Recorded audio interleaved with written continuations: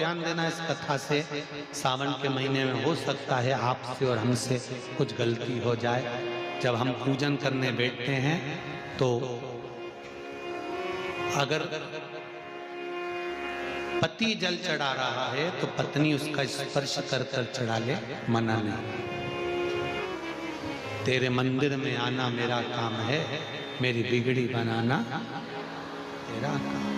हम आ गए, आगे मर्जी तेरी। शिव जी प्रकट हो गए। शंकर भगवान ने प्रकट होते से पूछा, क्या बात है वल्ली देवी देवसेना, क्या बात है, क्या चाहिए? वल्ली देवी की आंख से आंसू बह रहे थे, देवसेना रो रही थी। श्रावण का महीना था, शंकर भगवान का अभिषेक वल्ली देवी और देवसेना जल से तो कर रही थी, पर नैनों के जल से भी शंकर का अभिषेक हो रहा था।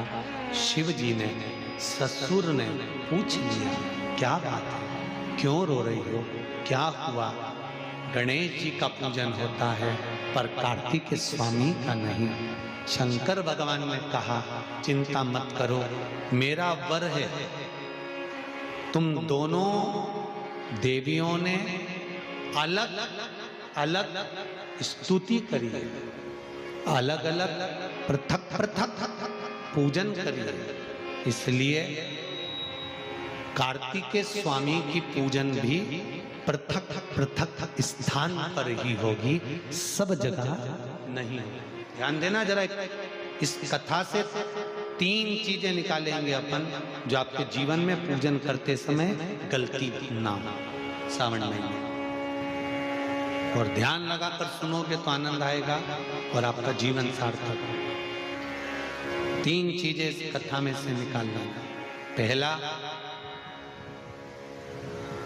लोटे का जल इसने चढ़ा दिया, दूध इसने चढ़ा दिया, शहद इसने चढ़ा दिया, शक्कर इसने चढ़ा दिया। ये पंचामृत स्नान अलग अलग हाथ से हुआ, किसी ने कुछ चढ़ाया, किसी ने कुछ चढ़ाया, तो शास्त्र कहता है वर भी पृथक पृथक भाग में बट गए। बहुत ध्यान देना इस कथा से। सावन के महीने में हो सकता है आपसे और हमसे कुछ गलती हो जाए। जब हम पूजन करने बैठते हैं तो अगर पति जल चढ़ा रहा है तो पत्नी उसका स्पर्श कर कर चढ़ा ले, मना नहीं, मना नहीं। पर पंचामृत स्नान अगर ब्राह्मण देवता करा रहे हैं, पति जल चढ़ा रहा है, पत्नी दूध चढ़ा रही है, पति शहद चढ़ा रहा है, पत्नी शक्कर चढ़ा रही है, ये पृथकता हो।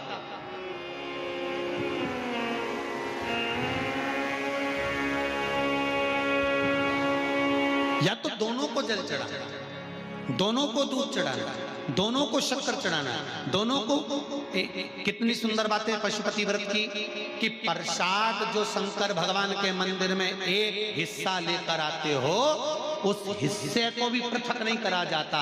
उस हिस्से को भी जिसने पशुपति व्रत करा है, एक हिस्से का